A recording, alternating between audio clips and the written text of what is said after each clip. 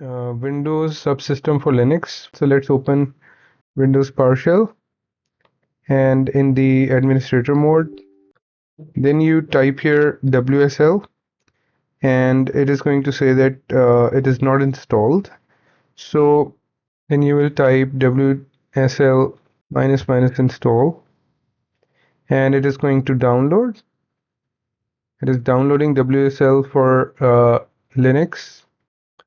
Okay, so the second thing we'll need to do is go to the Microsoft Store, and we will have to install the latest version of Ubuntu. I have started the download process, and if you see here, and in this I have chosen the latest version of Ubuntu 24 LTS, and if you look here, you can see that the install size is 348 megabytes. So this is the you can say only the kernel part which will be installed.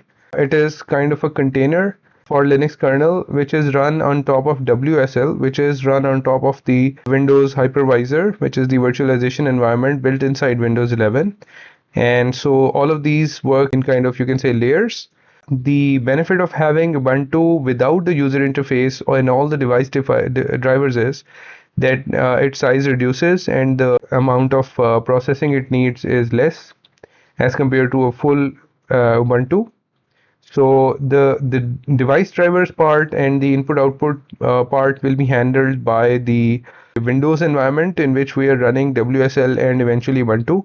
So we will be using the file system of Windows, and we're going to access the files, the file system which will be mounted inside Linux within Windows using WSL, and we'll be able to compile and run our programs right within Windows, and the programs will run through the Linux kernel.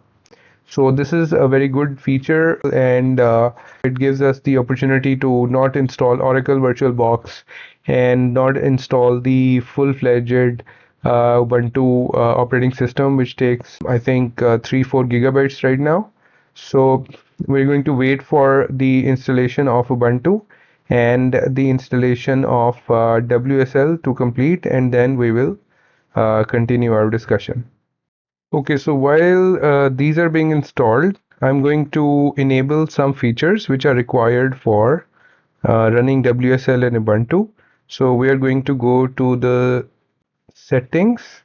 In settings, you should go to the system and optional features, and then more Windows features. It is going to open up this window for turning the features on or off. So in this you have to turn on two features, the Windows subsystem for Linux, and the second one is virtual machine platform, right? So you press OK, and it should turn these things on while WSL is being installed. And by the way, Ubuntu is installed in my system.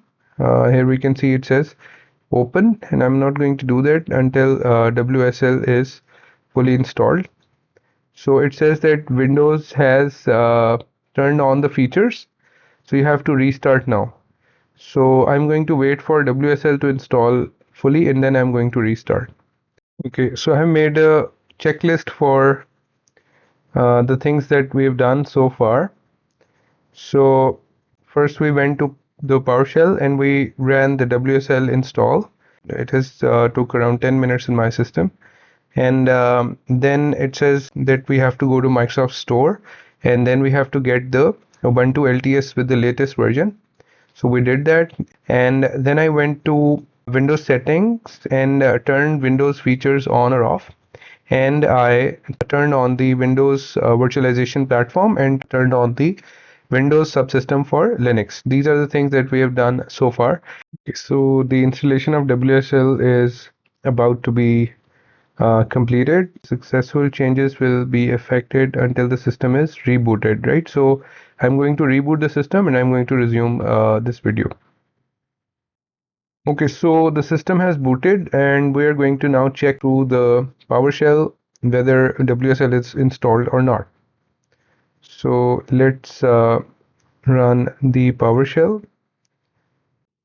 And if I run WSL minus minus status, it tells me that the default version is 2. In shell, I wrote WSL Ubuntu, so it told me that there was no distribution installed.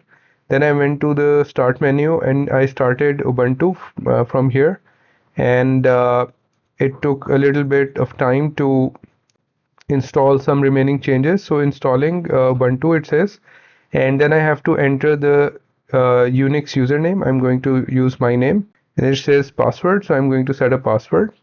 Now I can see that it has given me the prompt similar to the one that we see in Ubuntu in Bash. So if I go to this tiny arrow here, and if I click on Ubuntu, it gives me a shell which is very similar to what we are used to seeing in Ubuntu. So if I do ls or pwd, it shows me the path. If I do cd double dot and then cd double dot, it takes me to the root directory. In the root directory, you see that many of the directories that we see in Ubuntu are missing here. But we are going to try to find the Windows file system here. So I'm going to go to mnt and run ls. So here I see the C. So if I do cd space C and do ls again, it shows me other directories. In C drive, I have a work folder. So I'm going to go to the work folder, and inside the work folder, now I'm going to create a new directory, new folder called Ubuntu WSL. Right now, if I do here Ubuntu WSL, okay, so I created Ubuntu WSL at the root of C. So I'm going to go to Ubuntu WSL. So now this is my directory where I can create my C files. So I'm going to go to C and Ubuntu WSL. So this will be my folder. And if I right click here and I create a new text file and I name it hello.c. So I'm going to type here. So I have typed my hello world program, and now I'm going to save it. And if I go to my Ubuntu WSL folder and I click on this, it shows me the preview for this file. So let's open it from here. First check whether it was created. So there's a problem with the extension, so I'm going to rename it. First I'm going to show the extensions from here. So I've shown the extension, file name extensions, that I'm going to rename it. I'm going to remove the .txt part, and I'm going to approve the change. So it says hello.c, and now it has color coded it as well. So I'm going to go to the Ubuntu. So if we see, this is our file. So let's see if GCC is installed in Linux right now or not by default. So this is a fresh install. So let's check it. So it is not found. So I'm going to run sudo apt install GCC. Provide the password. Say yes whenever it wants. Ask for download. So it is downloading GCC.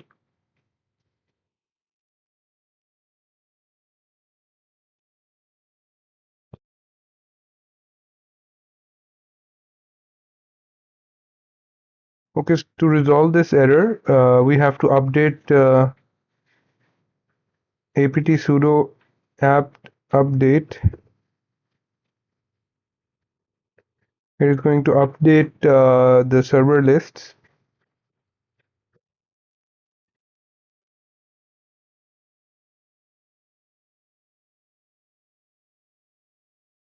Now we're going to run installation for GCC again. And now as you can see, it is fetching all of the files, and it has successfully completed the installation of GCC. So now let's first run it without any parameters, and it says no input file, so it means it is installed. So I'm going to close this now. I'm going to go to shell again, and now I'm going to run without administrator so that I can see the shell, the Ubuntu shell. So I'm going to run Ubuntu shell from here. So now I'm going to go to the root, and then from here I'm going to the mount mnt folder. Then I'm going to go to the C drive, and from here I'm going to locate my, so from here I'm going to go to Ubuntu WSL. This is a folder I created in the C drive in Windows, and I'm going to keep all my C files there. Now I'm going to see if GCC is working. Yes, it is. I'm going to locate my C file. I'm going to run it. GCC hello.c -o hello, and then I'm going to run the C file and see if it runs. Yes, it runs. So I'm going to complete the checklist with this. Okay guys, so this is my last step that I did, that I ran the following commands in PowerShell. So it appears that the latest LTS Ubuntu 24 does not come by default with GCC. So you have to run sudo apt update, and then you have to run sudo apt install GCC. So this is going to install GCC for you. So this is the checklist. You have to do these 4 things.